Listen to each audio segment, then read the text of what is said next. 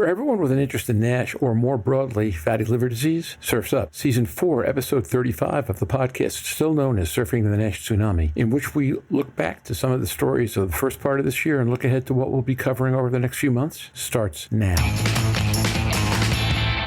This week on Surfing the NASH Tsunami. From the patient advocacy perspective, there has to be something approved shortly to prove that the bar that the FDA have set is actually achievable, because if we fail again, then maybe we have to revisit that bar. The important consideration here is alcohol, or is it the metabolism that's driving this disease, leading to cancer and cirrhosis? And I think that the field is very clear. Now, the disease hasn't changed and the patient haven't really changed. Those two in tandem, AI for learning, NIT for implementation, will, I think, allow us to move way past this question of, well, what reduces fibrosis. And you can see the road, that's a really bright road.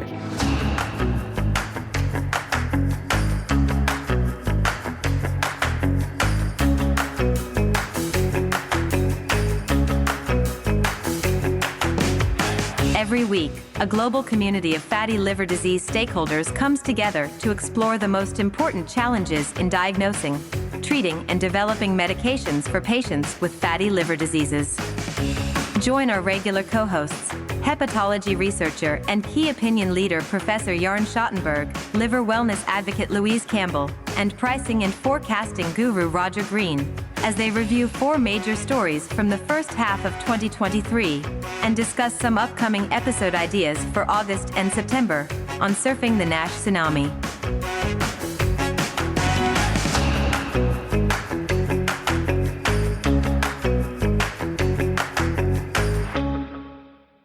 There are weeks on this podcast when none of the logistics come together, and this is one of them. So I was flying home from a wedding on the West Coast last night. Jörn had a late dinner today, and the guests that we thought we might have couldn't transition from Monday to Tuesday. So you're going to have the good fortune to listen to Louise, Jörn, and I, who've not been together alone on a podcast in months, talk about the first half of the year and then some of what we're going to be doing in the rest of this year. And I think some of it's pretty cool. Some of it we're going to make up as we go along, but everybody's pretty enterprising. Jörn, you're going to be awake for the next hour? I'll hope so. Yeah, I'm a little thrown off my podcasting schedule because we're recording on Tuesday, but I'll hope I manage. Well, I hope you manage. And as you've pointed out correctly, the compensation is Louise is back in our hemisphere. Louise, good evening. Good evening. Nice to be back. No jet lag, and just nice to see everybody again. Okay, so here's my opening salvo, having nothing to do with whatever you want to call the disease that we're working on right now. Whose team goes out first in the Women's World Cup, and whose team does the best? That's a good question. I just realized that the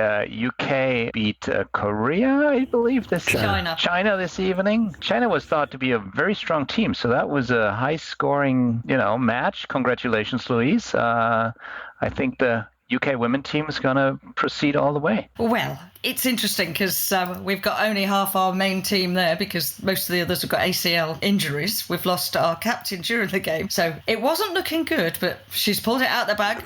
During today's game? You lost someone today? Who'd you lose? No, we didn't lose today. The other day, when the last game, when she was injured. But there was some thought she might be back for the later rounds. Does it look like she will or she won't? I don't know. We won't know that information. But they put in a sterling performance and beat the European champions, beat the Asia champions 6-1. So I was listening to it in the car, but everybody else is doing quite well. Germany is still in, and the USA kept in today.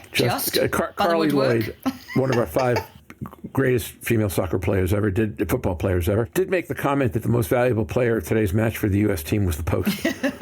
Because in the 90th minute of a 0-0 draw where the U.S. looked completely uninspired, Portuguese player broke free and hit the post. And they actually showed the video of the Portuguese bench going crazy and then going despairing. It's like, the highest of highs, lowest of lows. Football can do that to you. It doesn't take a lot of inches to make that separation, right? Yeah, the Germans look pretty good, but you all lost one match you should have won. We lost the last-minute match, which is, there's a famous saying that in soccer, the ball is round and the match takes 90 minutes. In that case, the German team lost in the 96th minutes, but you have to be, sharp even in the last minute, and that's soccer. So yeah, they look pretty good. They look pretty good. Yep. However, my bet is we go out on the next round. And I think you're right. I think despite the injuries, I think the English look about as good as anybody in this tournament, except maybe the Japanese, who look pretty impressive. Ever the optimist. It's going on a little bit. It's going on. And we haven't even started the Premier League. Let's change gears and talk Mazel D, please, Roger. Let's go to disease. Okay, so that was our icebreaker. If anybody has anything else that happened in the last week they'd like to share in terms of icebreaker, let's go ahead. Well, I guess I wouldn't want to share that. This week's been pretty busy and rounding up certain things because I'm going to be on a holiday vacation week starting on Saturday, so very excited about that, and that's a highlight to look forward to, hitting the beach in Italy, hopefully. So part of our preview is that Dr. Schattenberg will not be with us for the next 2 weeks, and the week he comes back, I will not be with us. So this crew has not been together on the same podcast for a while, and it will be 4 weeks at least until we're together on the same podcast again. So those who are listening, cherish it. Doesn't happen often enough anymore. It's good, but just not often enough. That's fantastic. And we did not record yesterday, as Jörn has noted, because I was flying back from a wedding over the weekend in Seattle. My niece got married. It was a fantastic affair, and it was about 22, 23, 24 degrees in Seattle. Maybe on Sunday, maybe it hit 27, while the rest of the U.S. was in the mid-30s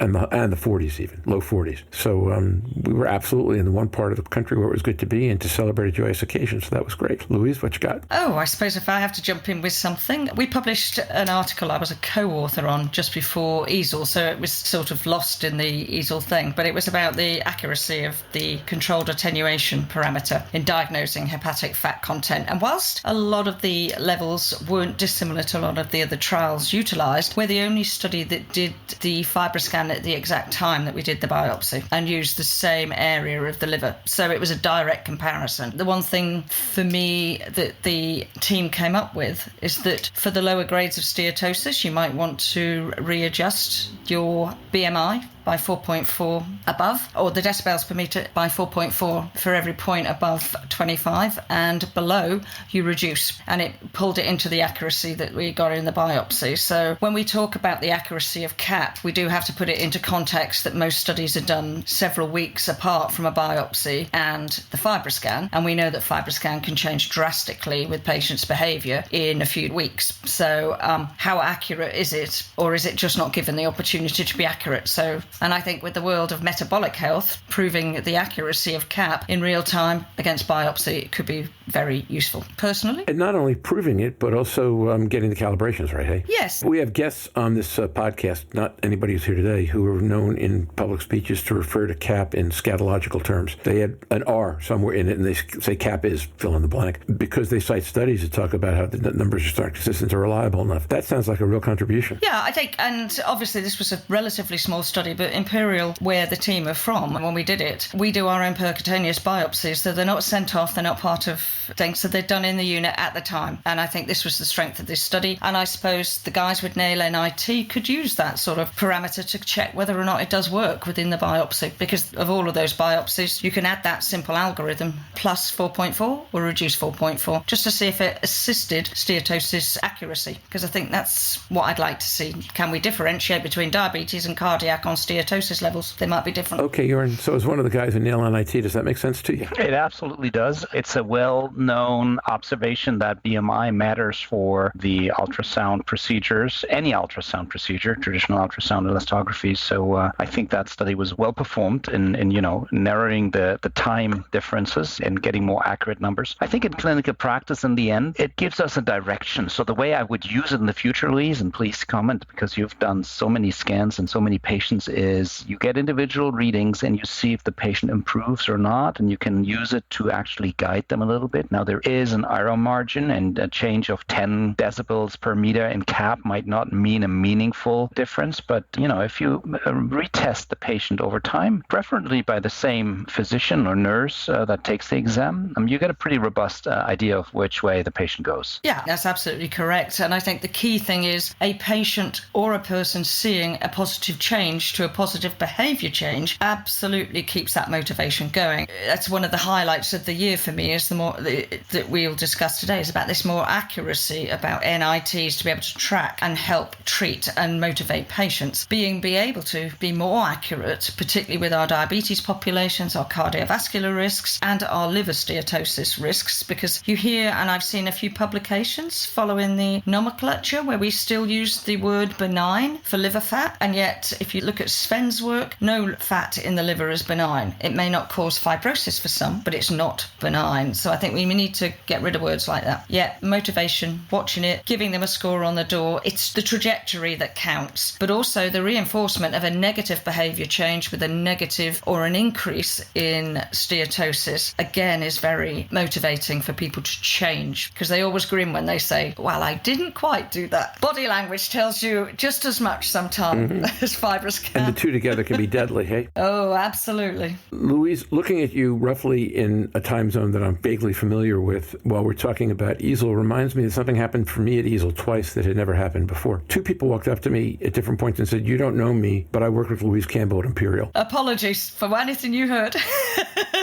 Great team. In fact, in one case, we wound up with the Quentin Anstey and the grapefruit story again. So good one. It was good. So with that, the format of this podcast can be really simple. We're each going to talk about one thing that happened so far this year, what we think was the most important thing of the year. I'll go last so that I can fill in what you all missed. It's of interest to me. And the biggest surprise of the year. And then we're going to talk about episodes over the next month. A couple Louise is doing, a couple I'm doing, and some things we'll be heading into the fall with. Biggest story first half of the year to you. I'm happy to start if I get the room. 7 months of this year have passed. It's 1st of August. So thinking back, a lot of things happened. And thinking back to the podcast, the gang got together to share knowledge and exchange and discuss. Feels like the rate at which information is being developed in the field of MASLD or fatty liver disease, steatotic liver disease is even increasing. Going back to December 2022, there was the second phase 3 top-line result was released in a press release. So this is the story Resmetirom Madrigal press release in December, and we saw the data in June and in the general session of EASL. So this is clearly a big highlight of this year, and we've discussed the results in some depth in this podcast. Stephen came on to give his thoughts and ideas and revisit the efficacy and safety data of that, and actually detail a very sophisticated study program that will support the approval of this drug in my perception, namely an outcomes trial, long-term extensions, patients with cirrhosis, and supporting, a pathway to the first drug that will be eventually approved. And we can say that this started some time ago and first came out with a press release in December 2022, and now data being presented at EASL, clearly one of the highlights for me. I mean, the second big thing that happened this year, and something we've discussed in extenso, and coming back to your comment on the name and the nomenclature potentially also affecting this podcast, is of course the discussion around metabolic associated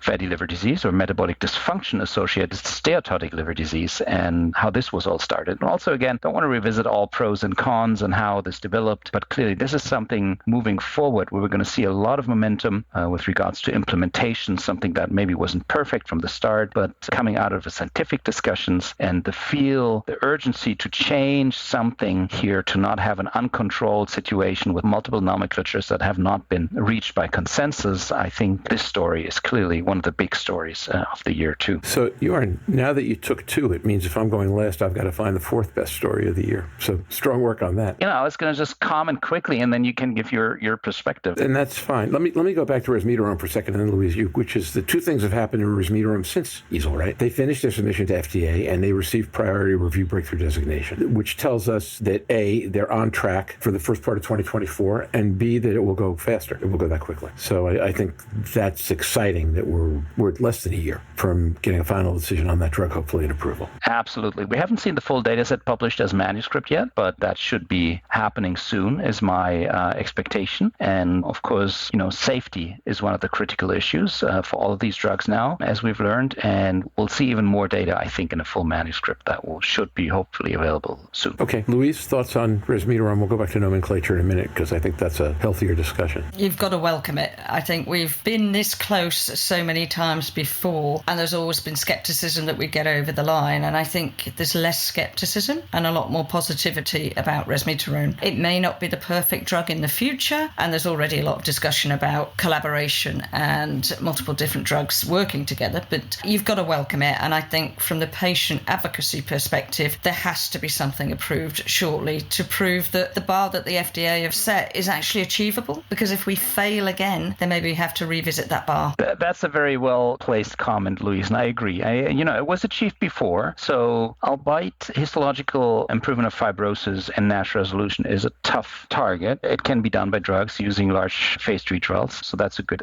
and very robust message that's being sent here. I'm always saying that the numbers we get here might not be the number of benefit we're actually achieving saving in a patient, because there's much more to improving, let's say, quality of life and long-term outcome than changing one stage of fibrosis at the time frame of, let's say, 52 weeks or even longer. So the numbers have to be interpreted over placebo, and the placebo response is not as high as you do see it with drug, and that, to me, tells the whole story. You can improve liver disease using those drugs. Agreed. So one of the things that's captured me about the Resmetirom story in the last month or two has been thinking about inflammation and the importance of inflammation, which is not really tracked in any way as part of the approval process, right? But when we talk about things like quadrant pain and presenteeism and quality of life, you've got to believe that inflammation factors somewhere into that. And for Resmetirom, the inflammation numbers were higher than you would have predicted using the other metrics that were available, which tells us that there's more to the liver than we know, and there may in fact be more to THR beta than we know, but certainly we're not short of things to look at. But this does create at least one more avenue that I think might be really exciting over time.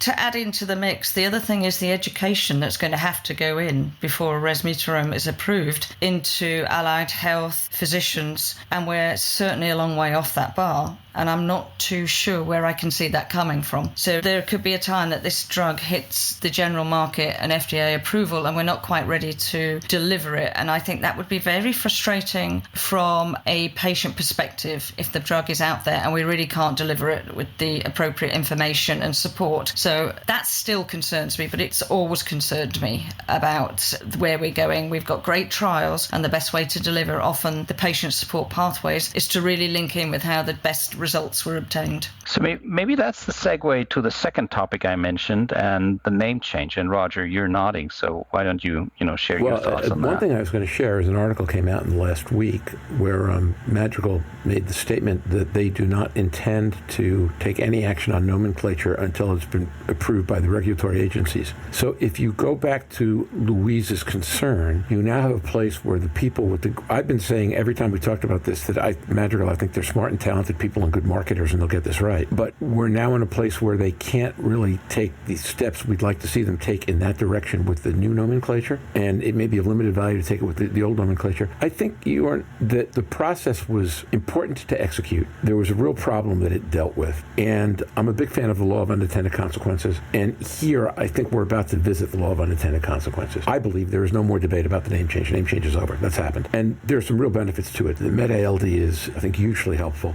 It could be that as many as half the people that really have the disease, or more since no one's been able to get this number, fit into a category that we never researched, which is horrible. So that's a big benefit, getting the whole world on the same page, and I expect eventually even Apostle and the Aussies will follow and we'll all be on the same page. That's a real benefit. But there are going to be challenges around education and communication. And this is, I think, a rather sterling example of that, Louise. I think it is, but it's not insurmountable, but it is something that needs to be actioned and planned for in the near future. Patients, from my perspective, they don't necessarily mind as long as you tell them what they've got. If we're confused about what they've got, then they will lose confidence, and I don't want to see that. We've changed the name. We may not all agree with it. However, it's there. If it get approved, then we need to get behind it to make the best of it, provide the education materials, and start to get the best information out there. Yeah, but let me revisit your first statement. We're not confused about what the patient has, and I think the physicians and the nurses and the support staff that are out there can support those patients and implement, and provide care to them. I mean, they have fatty liver disease, okay? And the important consideration here is the alcohol, or is it the metabolism that's driving this disease,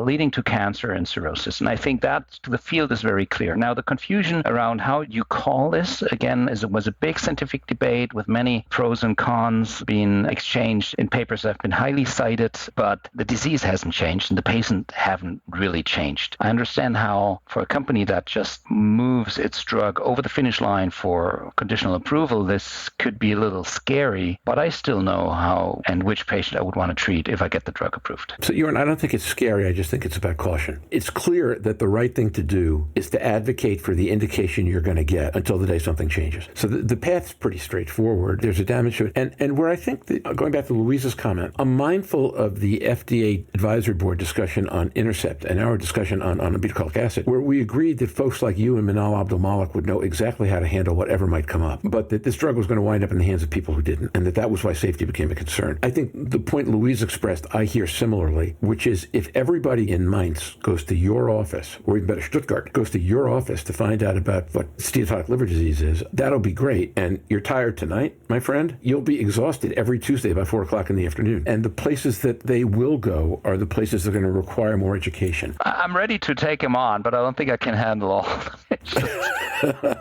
In that regard, though, one of the things I do find encouraging is that some of the KOLs who were assigned to work on implementation in the States and who volunteered to do so are people who voted no on the name change, which I think is the ultimate correct acceptance, which is, okay, what you believed doesn't matter. This is done. Things about it were clearly right. Now let's just implement as cleanly and as quickly as possible so that we don't run into the situation Louise is concerned about. Louise, did I get the locus of your concern correct? Yeah, I listen to patient forums. I watch some patient forums, and the overwhelming expression is the frustration about nobody telling them anything or what they're told, or they just get told it and left to do it themselves. It's something we can correct, and I do think the opportunity to be able to do that comes with the first medication approved, because you tend to get company literature that comes out with it. You get better descriptions, you get the internet, GLI, and it doesn't matter how many times that I will refer people to the GLI or to the British Liver Trust or to NASH Knowledge or any of the other foundations and forums. People will choose to go or not go. They're very much on the same page. That's the benefit. But when you hear patients get frustrated with the medics, physicians, primary care and allied health not really being able to describe it to them very well, I think, yeah,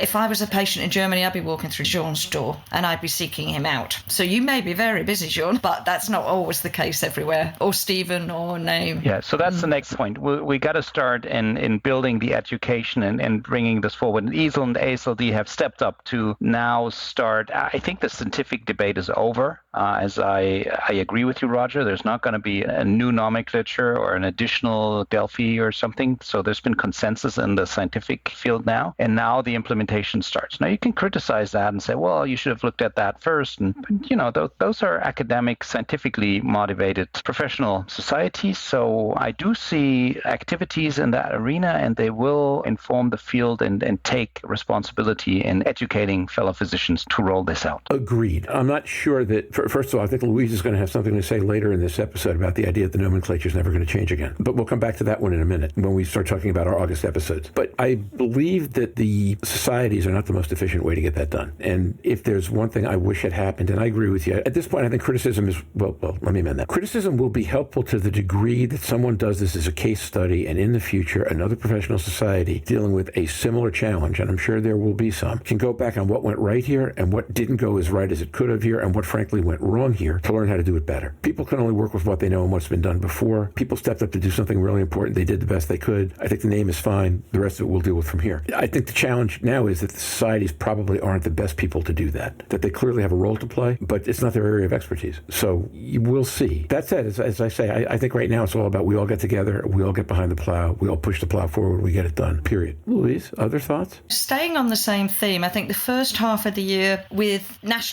and moving forward for the ISA board and obviously the nomenclature is the presence of patients in and around those discussions. Also in the relationship to designing trials. So I do think we have come leaps and bounds in getting patients. One of my highlights of the year is this involvement of patients in all of their major concerns to be able to discuss it. Whether or not everybody felt they were heard may well be a difference of opinion for some, but there is a genuinely bigger involvement, I think, in the last 2 years for patients, and they have been involved. And we highlighted in how poor we thought the ISA review was, but then GLI were invited back to the ISA conversation. So maybe somebody's listening, or maybe people are really interested in the patient voice, even if they don't necessarily always agree with the patient voice. But there is a growing presence, and we've had obviously Anthony Velotti, Michael Battelle and others, Donna and Jeff, and Wayne. So I think it's testament that we are involved with them from the patient platforms, and I do think all of the organisations are now there and drug trials. So that's been encouraging for me over the last 6 months to see that positivity. Big salute to, all these patients that come on here and put all that energy into representing other patients and voicing patients' interest in this process. This is such a unique opportunity and strength for this field that this is driven with patients, giving them the opportunity to voice their thoughts, but also them investing and raising their voice and stepping up their.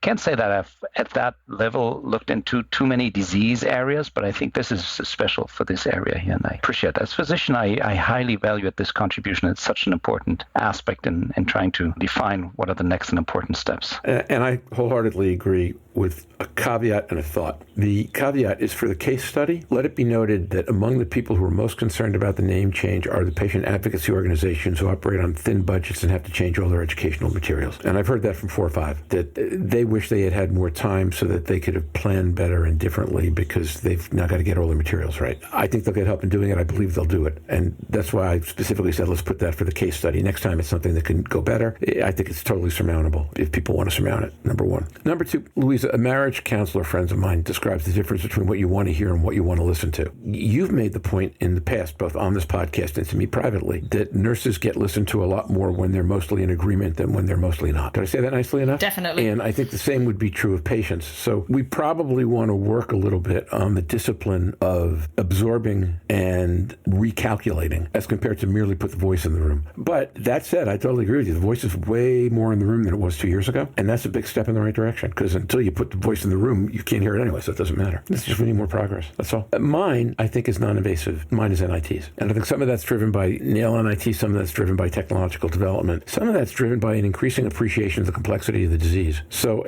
actually, NITs and AI together, which is that we're starting to see products come out of AI that present remarkably clearer images of what the liver is and how the liver works and where it works. We've talked on this podcast about some work that about a session Jörn chaired that I visited, done by HistoIndex, where they were actually able to take a look at aldafermin, and I forget what the other drug was, Jörn, Resmetirom maybe, and see where they worked in the liver and how they worked. And they worked in different places in different ways. That stuff is going to be really helpful as we start to figure out what the problem is that we're trying to solve. It's also helpful because as we know more about NITs and have more ways to use them, the more we know about the liver, the more we'll be able to design an NIT to do that. Those two in tandem, AI for learning, NIT for implementation, will, I think, allow us to move way past this question of, well, what reduces fibrosis? And you can see that's a really bright road. I think you're right. And I think the expansion of knowledge that we now have with all of the data, it has been astronomical. We can now track people's development and health improvements and health deterioration through many non-invasive technologies. It was going to be my second highlight, so I'm glad you nicked it, because of course for me it's also the fact that in real world we're going to be able to attain knowledge, but from not the perfect trial patient, because NICE have approved FibroScan, which has taken a long time and a couple of years to get there, but it's been worth every hour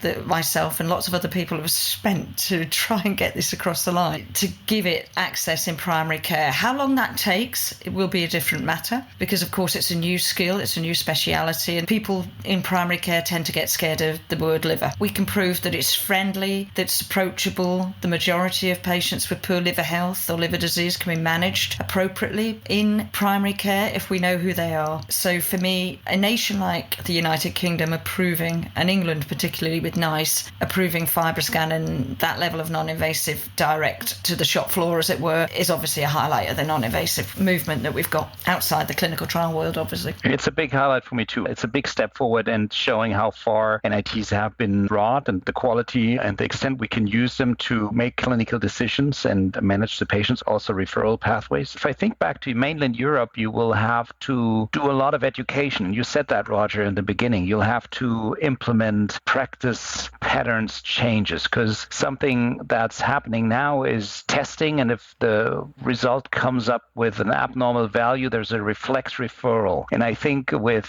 the refined NITs, we don't need those reflex referrals anymore. We could actually cut back on referrals, Not every healthcare system values that decrease in referrals, so there's not the same incentive for all physicians to actually use these tests in decreasing referrals. But in particular with the NICE in the UK, this is something that's being measured and monitored, so that's one of the reasons why it's been so successfully implemented there. But if we use those NITs wisely and educate our fellow physicians, over time they'll be ready to adopt that, even if the referral automatisms are not as critical to them, maybe. But physicians are ready to take on and accept new tests to manage their patients and provide better outcomes. Jörn, I'm fond of saying someone has to go first, because if no one goes first, then you never get the data to demonstrate that a change that people are reluctant to make is actually worth making. I was joking on a phone call with somebody else yesterday about a cartoon that has not been drawn yet, but could be, of a primary care doctor sitting at his desk reading a newspaper headline that says, clinical care pathways move liver treatment to primary care. And the thought balloon goes, I've still got 12 minutes. What do I do now? And the follow-on to that is exactly what you said, which is right now they're not doing anything. But the more we can move NITs into use so that it doesn't become a reflex referral, it simply becomes part of what you're testing for in the first place, I think we can find real benefit. And I think the UK really is driving on this. And it's great that you're going first, Louise. I also believe, the capitalist in me believes that as eScopics and Sonic Insights become factors in the market, that will improve also, because it will change the debate from do you get a FibroScan or not to which machine do you put in your office to do the best job of what you want to do. And EchoSense starts out with a huge advantage, and I think they will benefit. A rising tide will lift that ship because the tide's going to go up so much, but it will change the question and it will change the education, and I think it will make in-office devices a much bigger part of the picture over the next 2, 3, 5 years. I think it will, and the more you discuss something, the more people learn and the more people get interested, and I think sparking the discussion is often the most difficult part. We need liver trending. It is your superhero after all. It should be trending. With that, why don't we slide into what we're going to do next, because we want to get Jörn off the bed, and frankly, I think we've got some cool episodes coming. So Louise,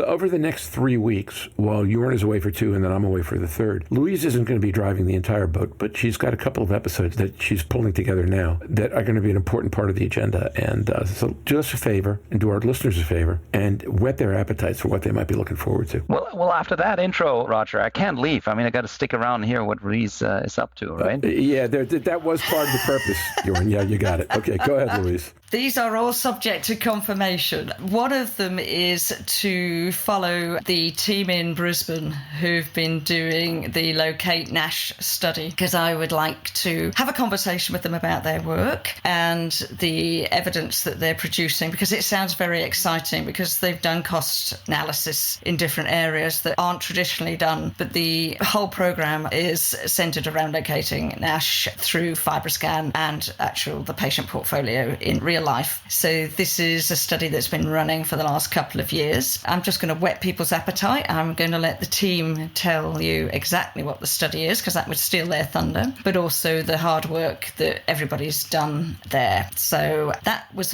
one. So would I be stealing the appetite whetting if I said that what you said about this that got my attention in 15 words or less is it's really a holistic look at liver disease and all the ways that it impacts the society, much more broadly than what we talk about on this podcast normally? Yes, my understanding is that's correct. It goes into workforce and other areas. I do know they're due for publication, so I'm not going to reveal, because I know very little. So it will be what they're prepared to reveal if I can get them to confirm. So these episodes may not come off. Oh, and if they can't, then trust us, this episode will come off at some point, because if they can't confirm now because they've not published yet and they're embargoed, then when they're no longer embargoed, it's something I'm definitely going to want us to come back and talk about. So that's number one. Go ahead, do number two. And number two relates to the recent nomenclature discussion that we've been having and the fact that this may not be the end of that. I'm hoping to have a conversation with Dr. Yakoya Ayorinde, who wrote a very good piece on the historical narrative of fatty liver, dating well back, almost a couple of 100 years from today. So this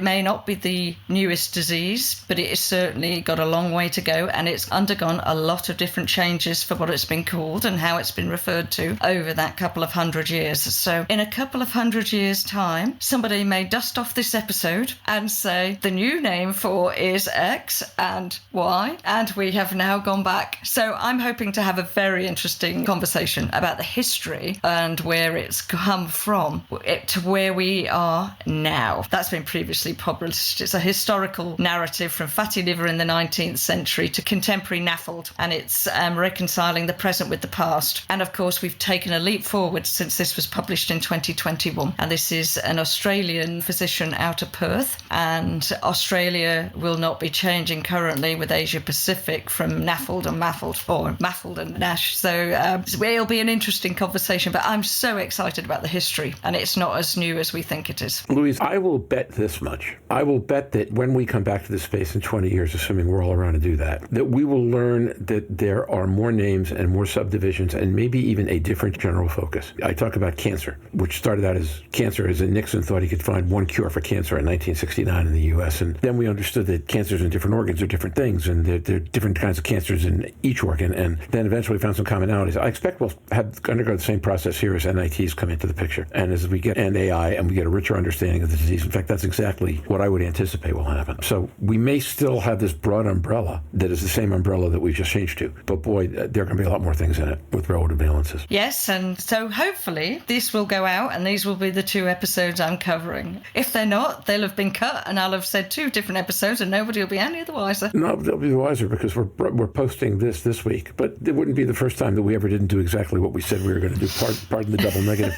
Yeah, so those are excitements for August. We still want to come back and do one episode talking about basic science and maybe one about fully devoted to AI and NITs in terms of what we learned out of EASL and how those pieces go together. In fact, the AI NIT issue is a lock for some time this month. The other one we'll see about. In September, we're going to cover Paris NASH. I may be there in person. It's not clear yet. And the newly renamed SLD Summit, formerly known as the NAFLD Summit, which we will cover in Prague, hopefully in person. Go ahead, Jörn. Well, this was one of the implementation strategies that I realized come out of the societies. They will work to contribute their share on changing and implementing that name change. So I think the SLD Summit now, as it's called, will be one big step. And I think ASLD is going to have something happening before that too. So both societies stand together here and step up to move the name change forward. When you say ASLD might have something happening, are you comfortable and in a position to provide any more details on what you mean by that? Well, they plan a lot of educational activities, as say whatever they can do through their web pages, through their webinars, their offerings. So the general educational activities are being planned through ASLD. That should be announced soon. Okay, but nothing on the scale of a major meeting rebrand like SLD Summit. Not a meeting. No, not okay. that. I wasn't either. That was I asked the question not knowing the answer, or knowing that if there was an answer, I didn't know it. Try it that way. Yeah, so we'll be looking at those. At some point, several people, Jörn and I haven't mentioned this to you yet, and have asked for a specific meeting where we pull together as many of the key players in nail NIT as possible. We talked about that a lot when it got started, and folks have said, well, gee, what's going on with that? There were a couple of presentations at EASL that were important presentations that were clearly nail NIT presentations, but to look more broadly at kind of an update on that and where it's going is something we'll be looking to do sometime this fall. I'm starting to work on an episode that we've badly needed forever and I haven't known how to put together, which is U.S. payers and what they will and won't pay for and how they're going to evaluate this issue when it comes to market, because I think that's going to be pivotally important. So I anticipate that sometime in September, October. And frankly, one of the reasons I'm putting all this out here is we get a lot of listeners. As you'll hear in the business report, we just had our second straight 10,000 download month, which is the first time we've ever done that. And we'd like you guys, you folks, when I say guys, I come from Brooklyn or Long Island, which is close enough. We'd like you folks, you good, gentle people, to let us know what you'd like us to be talking about that we're not. What are areas and people you'd like to see us bring on that either we've not brought on in a while or have not brought on at all, and topics you'd like to see up for discussion that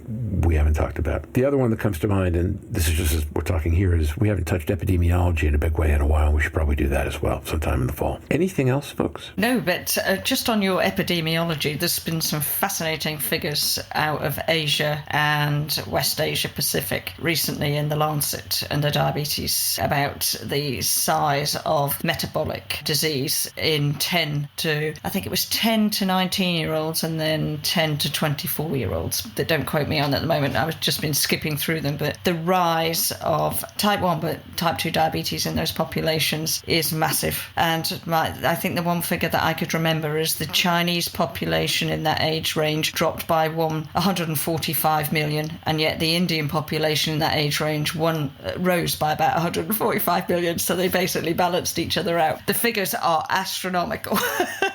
but the concern of the rise of metabolic associated diseases and NCDs, which is what they're focused on. Epidemiology would be a great one, particularly in that region. Yeah, Mazen was citing a number last week about the Lancet study on diabetes in 2050. They said there's expected 1.5 billion people will be alive and living with diabetes in the year 2050, which is mind-boggling, really. The figures are frightening. So the only thing I might want to add at this stage is that, with all these people living with type 2 diabetes in increasing numbers, we're coming to the end of this podcast, but they're reaching the end of their liver capacity. So a lot of these people are developing cirrhosis and clinical significant portal hypertension. And this is something we want to avoid with the therapies that are currently being developed. But to me, as a clinician, it's so exciting to see that some of the companies are also moving into that advanced field, clinical significant portal hypertension, decreasing the rate of decompensation. You might, if you have an effective drug, see effects even at a shorter timeline. You don't need 5-year outcome trials to show efficacy of the drug. So while it might be a tough drop to swallow or whatever you might say, tough target, a difficult study to be done because those are sick patients, if you have an effective drug, you can be successful at a rate that we're not seeing in the F2, F3 treatment trials today. That makes tremendous sense. I mean, Stephen, if you recall, was it last week that he made the comment that he's confident we'll have some demonstration in the near future that FGF21s can get approved in controlled cirrhosis? That's not what you're talking about. You're talking about the step after that, right? As people start to decompensate. So even more, yeah. So there are early drug programs that are being set up for that. Clinical significant portal hypertension being defined as portal pressure over 10 millimeter mercury, meaning they have varices, they have a high risk of ascites, and this is beyond what we're currently looking at in most of the trials. But there are some compounds being developed for that arena of clinical significant portal hypertension. Well, okay, so then let's put a mark on the wall that says we need to do a cirrhosis episode, and we can really look at both of those at once, earlier and later, and ask what's happening, because you're right. I mean, in the liver galaxy, those are the patients in the hepatology practice that need the most help the fastest, and treating them is different. So with that, why don't we wrap up? And I'm going to ask each of you to take 30 seconds and just make up an answer to this one, and I will as well. One episode you'd like to see us do sometime before the end of the year that we've not mentioned yet. Oh, and saying covering ASLD is a cheat. Well, given such short notice, I'd like to debate, does Santa Claus have fatty liver disease and which type? Because you've just literally, you flew through me with exactly what I'd like to cover, but I hadn't really thought about what we hadn't covered that I'd like to see. But it would be an interesting debate. I love that episode. Of course, there's a theological problem. Well, what symptoms can we discern that he's got? Yeah, we've got to bring the non-Christians to that party, so we might have to pick a few religious figures. I mean, I'm thinking you could do historiography on Buddha as well, and that might be kind of interesting. Well, if you go back to my comment last week, is we do have to look at the psychological aspects of what we're doing with these medications, in the fact that curves are part of nature. Curves are seen as a sign of fertility. By changing somebody's body habitus, positively or negatively, actually has serious repercussions. So whilst we might be laughing about Saint Nick or what he's called in different languages and areas, actually there is a serious undertone about the change. We're all trying to pigeonhole people and lose weight and that, but it's where we lose the weight and how we measure it. So there is a serious side to St. Nicholas and Buddha and the curvy sculptures that we see that people atone. Louise, one of the things I love about that answer is that Jörn would only come up with something that off the beaten path when he's really tired. So, well, I can't beat Santa Claus. I mean, that's just. I was thinking serious business here. So I thought we should really re-invite more colleagues to join us in the discussion, because I think in the momentum we're at this point in broadening the outreach and moving steatotic liver disease to a broader audience. I think it'd be great to have a primary care physician's voice that we haven't spoken with, or that might not have as much contact with the disease itself, but of course a lot of insight in managing everyday's patients. Get somebody of those colleagues on this podcast here, even an endocrinologist that's not as heavily focused on fatty liver disease as Ken Kusi might be, for example. So I think sitting down together, we can come up with a few suggestions and invite new surfers.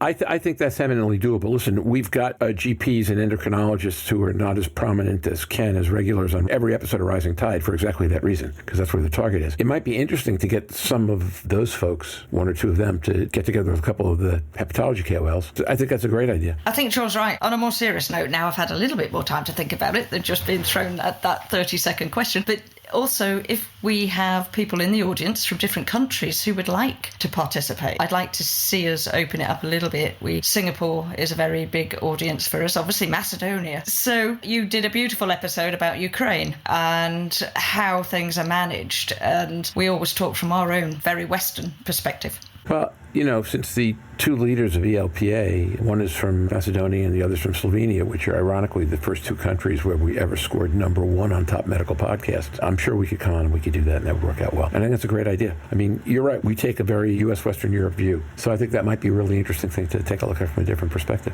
You guys came up with 3 ideas, which means I don't have to come up with any. I can just wish everybody farewell. And we will be back next week, same time slot. Jörn will not be with us, but Louise will, and we'll come up with something. This might be Louise's first episode if she can pull it together fast enough. Or if not, I've got a couple of other things in mind, and we'll be back in a week. Until then, stay safe, surf on. I will be back with the business report in a couple of minutes, and Jörn, go to bed. Louise, enjoy the rest of your evening. And thanks, guys. See you soon. Fun hanging out with just the 3 of us. I've loved this. Thanks. Bye-bye. Bye-bye. And now for the Season 4, Episode 35 Business Report. Slava Ukraini, Heroyam Slava. Glory to Ukraine, glory to heroes. 2 items from Ukraine this week prove that irony is not dead. First, Russia has compared the recent drone strikes on Moscow to the 9/11 attacks in New York and Washington, as if they had not been indiscriminately bombing civilian targets the last 18 months. Second, Donald Trump said in a campaign speech Saturday night that the U.S. should deny aid to Ukraine until they investigate the Bidens. If I recall correctly, this was the same strategy that led to his first impeachment in 2019. Oh well, the more things change, the funnier they get. Slava Ukraini. Roger is serious in asking for new episode ideas. This week's episode ended with Louise suggesting we do a December episode diagnosing Santa Claus's fatty liver. That might have been a facetious suggestion or not. In any case, we would love to hear the ideas that you, our listeners, have for episodes. Please write your ideas to me at questions@surfingnash.com. Our naming process keeps moving forward. Lest this sound like a broken record, we have settled on our new name and are now in the design and sponsorship processes. Listen to this space for more news in the weeks to come. The July download total broke 2 records. Last week, I said that with a reasonably strong week ahead, Tsunami should hit 10,000 downloads in July, which would make the first time we ever had 2 10,000 download months back-to-back. Well, we ended the month at 10,546. That was a record as our largest single month ever, and the second record is, in fact, the first time we ever hit 10,000 downloads 2 months in a row. Now, let's see how we do in August. This week's Vault looks back at one of Roger's favorite 2022 conversations. This week, our Vault episode comes from last November when nutritionist Shira Zelbersagi and hepatoendocrinologist par excellence Ken Kusi joined us to discuss the impact of diet on steatotic liver disease. This conversation has to do with the psychology of dieting and self-management. I chose it for 2 reasons. First, it's an interesting conversation, maybe fascinating even, and somewhat different than most of what we do. Second, this is my shout out to Shira, who is combining her usual amazing workload with being part of the street protests in Israel against the Netanyahu government's judicial plan. I try not to editorialize much about politics here, save Ukraine, but I believe democracy is the bedrock on which good societies are built. I commend Shira for her commitment and hope that all ends well for the people of Israel, which is nowhere near certain right now. And with that, I'm off until next week. Thanks to Louise and Jörn for accommodating my schedule, and to Mike and Jake for getting this episode out on short notice. Enjoy your weekends, and we'll see you next week on the podcast. Until then, stay safe, surf on. Bye-bye now.